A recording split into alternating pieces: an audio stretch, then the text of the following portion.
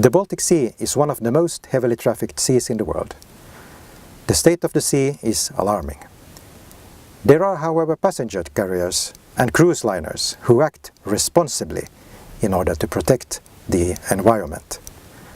Some of them have already for many years discharged their wastewater into the port facilities and not into the sea.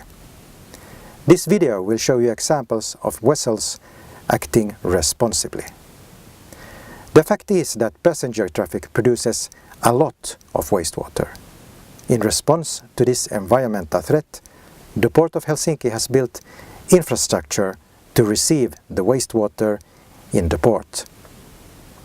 The Port of Helsinki is committed to the Baltic Sea Challenge.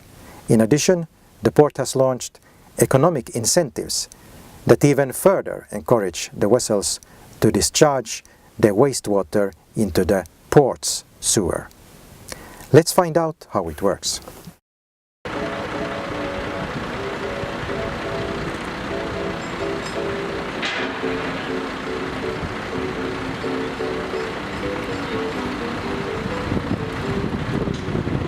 Tell me, what's going on here? What are they doing? Well, they are connecting the hoses to the ship, so they are starting to pump the wastewaters. So they're connecting the hoses to the wastewater post here, and then when the connection is ready, they are opening the valve from the post, and then from the ship they give a sign that everything is okay, and then they start to pump the wastewaters from the vessel's tank through that pipe into the sewer.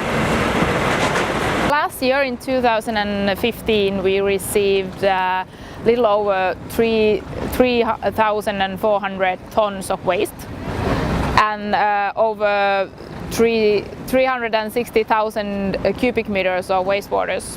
The vast majority of wastewaters come from the passenger ferries in regular liner traffic, so that is ferries between Helsinki and Stockholm and Helsinki and Tallinn. So over 70% of our wastewaters come from that traffic.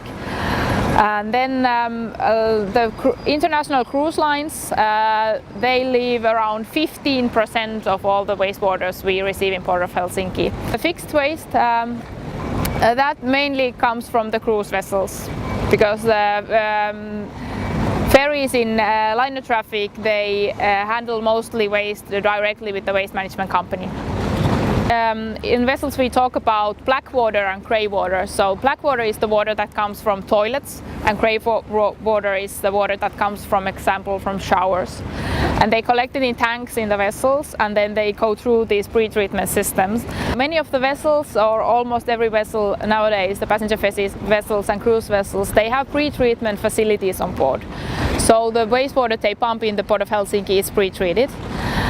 The waste itself, it's like mixed household waste, and then a lot of our waste is also oily waste, like sludge and oily waters.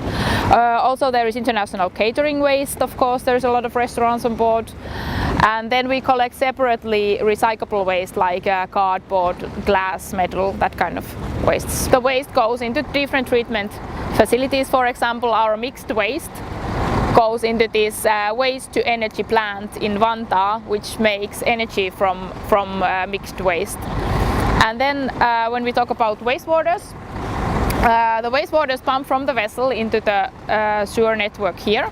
It comes through the hose, goes into the sewer, and from there on it connects to the city's sewer networks, and it goes finally to the wastewater treatment plant in Viikinmäki, which is actually one of the largest and most modern wastewater treatment plants in the Nordic countries. So it is a very effective way to take out the nutrients, for example, in the wastewater. Well, first of all, we have to say that many of the cruise vessels have already for years pumped sewage and wastewater in the Port of Helsinki. But in general, if you talk in the Baltic Sea area, there hasn't been enough reception facilities in different ports. So that has been a problem for the vessels, that there are no facilities to leave the sewage. But that has improved slowly. And in Port of Helsinki we have received wastewaters without any special fee from 2008. We have made a new incentive, so when a passenger vessel leaves wastewater in port, they get a discount of 20% from their solid waste fee. So that is our new incentive to try to get even more wastewaters to the port and into the treatment plants. And this has been the first season it's been in use, so it has increased compared to last year. Tell me, what is Regal Princess? Regal Princess is Princess Cruises' flagship. She was built in Italy in May 2014 and it's about 330 metres long and just over 140,000 tonnes. Today we're sailing near capacity. We have 3,600 guests and 1,350 crew. How important are environmental concerns and caring for the environment to your brand? Environmental protection is of the utmost importance to Princess Cruises. We developed our own environmental awareness and stewardship program called Planet Princess to encourage crew and passengers to be more aware of their impacts on the environment.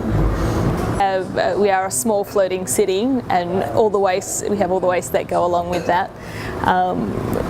In the Port of Helsinki we discharge approximately 500 cubic metres or 500,000 litres of water when we're in port here today. One of the initiatives we have is our advanced wastewater treatment plant. Each person on board uses about somewhere between 180 and 200 litres of water per day, and so that needs to go somewhere. So we treat all of that through our wastewater treatment plant before discharge. Our relationship with the Port of Helsinki has been fantastic. The opportunities for our wastewater discharge and the efficiency of the service in Helsinki has been fantastic. Tell me, what is Silja's Serenade? Silja Serenade is one of the biggest RoPax ferries in the world, and our design features are quite unique. You can still see many of the same features in today's cruise ships, and they were first designed here over 25 years ago.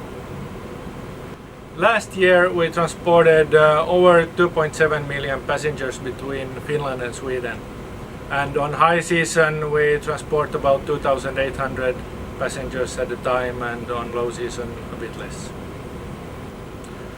Responsible traveling is a growing trend among all the tourists, and in our company environmental protection has always been a high priority, and we always strive to develop new and better environmental strategies and plans. Tallink has a zero spill policy, which means we do not pump nothing overboard to the sea, only in the harbors.